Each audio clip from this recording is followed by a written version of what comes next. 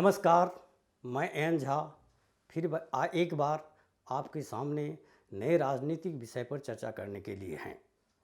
आज चर्चा का विषय है आगामी जो विधानसभा चुनाव जो होने वाले हैं उस पर चर्चा करेंगे और ख़ासकर जम्मू कश्मीर में जो विधानसभा चुनाव होने वाले हैं जिसकी अभी घोषणा जो सीईसी ने की है उस पर हम विस्तृत जानकारी करेंगे, क्या स्थिति है और क्या आज के परिप्रेक्ष्य में उसका क्या इम्पोर्टेंस है। जम्मू कश्मीर की चर्चा करने से पहले कश्मीर के बारे में जो महान कवि अमीर खुसरो की बात है उसे शुरू करूँगा। उन्होंने कहा था, यदि इस धरती पर कोई स्वर्ग है तो वह यही है, वह यही है और यही है। That means this is paradise on the earth. चलो अब बात राजनीति की करते हैं। 16 अगस्त को मुख्य चुनाव आयुक्त ने, चुनाव आयोग जो हमारे हैं उनके मुख्य सीईसी ने हरियाणा के साथ साथ जम्मू कश्मीर में विधानसभा चुनाव कराने की घोषणा की। उसके शेड्यूल उन्होंने जारी किया है। ये करीबन 10 साल के बाद यहाँ विधानसभा चुनाव होने वाले हैं। इस बीच बहुत सी स्टेट की बहुत सी स्थिति चेंज हो गई और जैसा कि सब हम जानते हैं कि 5 अगस्त 2019 के बाद जब आर्टिकल 77 को से हटा दिया गया तो ये स्टेट जो है Jammu and Kashmir union territory बने, केंद्र शासित प्रदेश हो गए और लद्दाख भी अलग से एक केंद्र शासित प्रदेश हो गए। तो अब केंद्र शासित प्रदेश में चुनाव होने वाले हैं। ये चुनाव जो है 3 फेज में होंगे। 3 फेज में चुनाव होने वाले हैं। 18 सितंबर, 25 सितंबर, 1 अक्टूबर और 4 अक्टूबर को इनका रिजल्ट आएगा। अब देखिए, जो जम्मू कश्मीर के इलेक्शन का इम्पोर्टेंस बहुत है, हम सब जानते हैं और इलेक्शन की तरह इससे ज़्यादा ही इलेक्शन है कि काफ़ी दिनों के बाद एक गैप ऑफ डिकेड वहाँ इलेक्शन होने जा रहा है। वहाँ जो मतदाता जो सत्ता जो अपनी सरकार बनाएंगे इस तरह है, इसका पहल हुआ है। अभी जो जम्मू कश्मीर यदि पूरा देखें कि जम्मू कश्मीर में पहले जो थे 87 एमएलए सीट थी। 87 में से 83 सीट जम्मू कश्मीर, 4 सीट लद्दाख के लिए। लेकिन पुनर्गठन के बाद लद्दाख अलग से यूनियन टेरिटरी हो गया, केंद्र शासित राज्य हो गया, तो अब 83 सीट हो गई।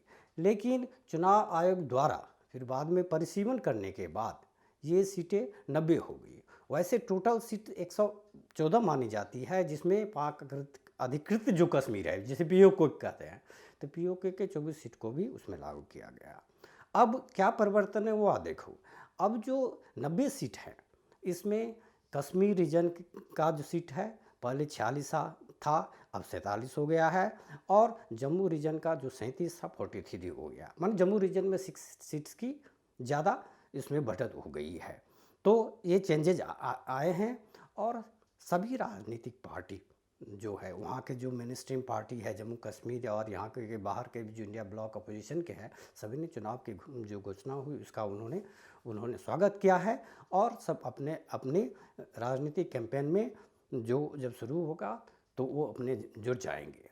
अब देखो, जम्मू कश्मीर की बात जब हम करते हैं तो जम्मू कश्मीर में जो आज की स्थिति में चुनाव इसीलिए बहुत ज़रूरी था ताकि जो केंद्र शासित केंद्र द्वारा जो आज से 5 साल पहले 5 साल पहले जो आर्टिकल 370 हटा करके जो स्थिति वहाँ लाई गई थी, तो उसमें एक ये देखने थी कि ये एक सर्टेन स्टेबिलिटी पीसफुलनेस आई है कि नहीं, और ये चुनाव में जो रिप्रेजेंटेटिव जिनके जो सिलेक्शन होंगे वो एक सरकार गठन करेंगे। लेकिन थोड़ा अंतर और आएगा, पहले जैसे फुल फ्लेज स्टेट था, अब ये एक दिल्ली की तरह यूनियन टेरिटरी होगी जिनका एक अपना इनका जैसे इनका अपनी एक चीफ मिनिस्टर होंगे, इनके लिए होंगे, लेकिन it will be something like Delhi union territory की होगी।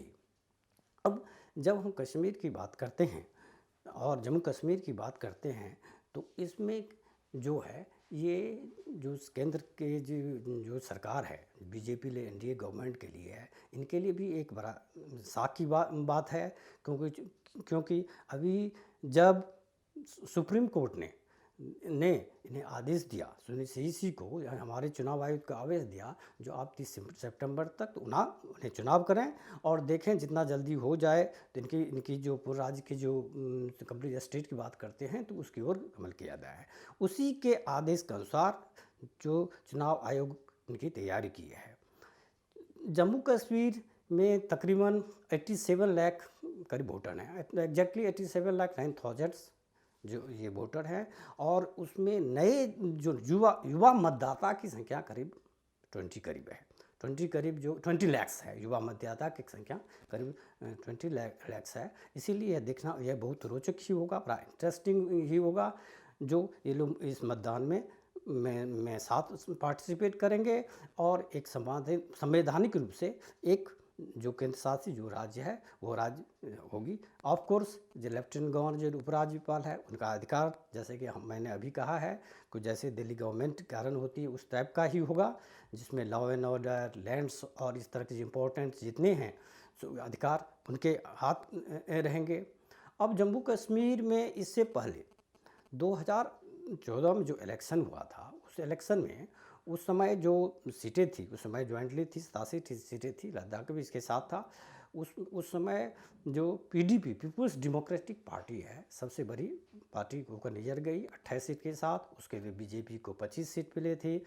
नेशनल कॉन्फ्रेंस जो है फारूक अब्दुल्ला वाले जो है नेशनल कॉन्फ्रेंस है NC को, उसको 15 सीट और कांग्रेस को 12 सीट। कुछ महीनों के वहापों के बाद PDP और BJP दोनों मिलकर सरकार के गठन किए थे, तो कुछ दिन सरकार चली, लेकिन जो PDP के जो प्रमुख उस समय थे मोहम्मद शहीद जो मुफ्ती मोहम्मद शहीद जो थे, उनके दहन के बाद उनकी बेटी महबूबा मुफ्ती जो है उन्होंने संभाला, लेकिन वो भी एक स्थिर ज़्यादा देती नहीं चला। फलतः 2018 जाते जाते जो सरकार जो ख़त्म हो गई, क्योंकि BJP ने वापस अपना समर्थन वापस ले लिया है। इस चुनाव में चूँकि ये 10 साल के बाद चुनाव आने वाले हैं और चुनाव यदि सबसे ज़्यादा चैलेंज है जो चुनाव वहाँ सक्सेसफुल हो और सक्सेसफुल होने की आशा इसीलिए ज़्यादा है जब भी हाल में हुए लोकसभा चुनाव की ओर हम देखेंगे तो लोकसभा के जो कश्मीर वैली में जो क्षेत्र हैं, जो श्रीनगर है, बारामूला है, उसके बाद जो रजौरी अनंतनाग रजौरी है, उसमें 35 साल के बाद इतने लेवल पर परसेंटेज ऑफ वोटेज हुए, heist in voting in last 35 years. अब जहां श्रीनगर में मोर देन 38% करीब वोटिंग हुई, उसी तरह बारामूला में 59% वोट हुई, और जो अनंतनाग रजौरी में ऑलमोस्ट 54-55% की वोट हुई। तो ये उम्मीद है जो लोग बढ़ चढ़ करके उसमें हिस्सा लेंगे और अपने मताधिकार का उपयोग करके नए सरकार का गठन करेंगे। अब वहाँ एक इम्पॉर्टेंट चीज़ ये देखने की बात है कि हाल के दिनों में जम्मू रीजन में कुछ आतंकी घटनाएं बहुत बड़ी है। ये चिंता की बात है। ये खास करके जो BJP लेड NDA गवर्नमेंट है, भारतीय जनता पार्टी की लेड गवर्नमेंट जो सेंटर में है, उनके लिए ये एक थोड़ी सी दिक्कत की बात है कि हाल के दिनों में कश्मीर नहीं बल्कि जम्मू रीजन में जो आतंकी घटना बहुत सारी बढ़ गई है। इस परिप्रेक्ष्य में ये चुनाव कैसा सक्सेसफुल किस तरह सक्सेसफुल होता है, और सफल होने के बाद BJP की भी उम्मीद है, चूँकि अब जम्मू रीजन में भी सीट बढ़ गई है तो उम्मीद है जो हम सत्ता में आ सकते हैं, क्योंकि अब जम्मू कश्मीर में जो है दोनों के सीट में जस्ट आप देखिए वहाँ 47 सीट है कश्मीर में हैं, और यहाँ इनकी 46 सीट है, जहाँ से इनके ज़्यादातर सीटें यहाँ मिलती है। यहाँ जहाँ जो सीटें जो BJP को यहाँ से मिलती है तो उम्मीद है हम सरकार में आ जाए। इस बार जो सीट में पहली बार जो है जो नए जब से ये अगस्त 2019 के बाद के स्थिति में जो कुछ सीटें वहाँ रिजर्व भी की गई है। करीबन 16 सीटें जो हैं 7 SC 9 ST के लिए रिजर्व की गई है, और 2 जिसे प्रवासी पंडित जो कहते हैं उनके नाम पर भी किया गया है, रिजर्व किया गया है। ये वहाँ चेंजेज इस तरह के चेंजेज हुई है उसमें, और इस चेंजेस में हम देख सकते हैं कि नए माहौल जैसे कि केंद्र की सरकार और चुनाव आयोग, राजीव कुमार ने खुद कहा, जो हम बहुत कॉन्फिडेंट हैं, जो वहाँ लॉ एंड ऑर्डर में भी सिचुएशन हुआ, भले ही जम्मू में रीजन में हाल की घटनाओं में मिलिटेंसी बढ़ी है, लेकिन ओवरऑल जो है, जो वहाँ स्थिति बेहतर हुई है। टूरिज्म में जो उनका मेन सोर्स ऑफ इनकम रहा है, उसमें वो भी खासी बेहद हुई है, इंडस्ट्री वगैरह सब लग रहे हैं।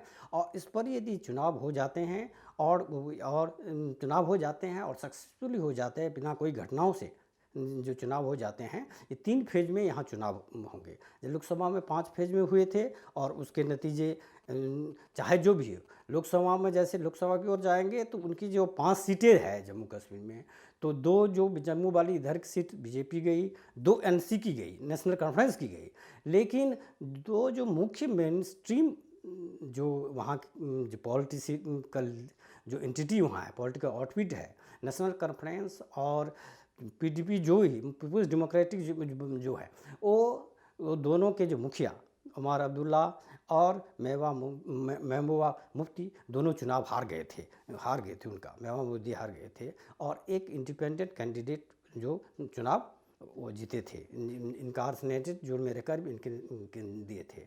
अब ये देखना है कि जो कैंपेनिंग के दौरान सिक्योरिटी का वहाँ सवाल ये रहा है, लेकिन ये एक जनरल परसेप्शन हुआ है जब अब स्थिति और जो है पहले से खास बेहतर है ओवरऑल यदि हम देखेंगे। और यदि चुनाव यहाँ सक्सेसफुल हो जाते हैं, रिजल्ट अच्छे आ जाते हैं, तो आने वाले दिनों में जम्मू कश्मीर के लिए, जम्मू की सरकार की, अपनी सरकार के लिए एक बहुत अच्छा होगा और अपने अन्य राज्यों की तरह वो प्रगति के पथ पर जाएंगे।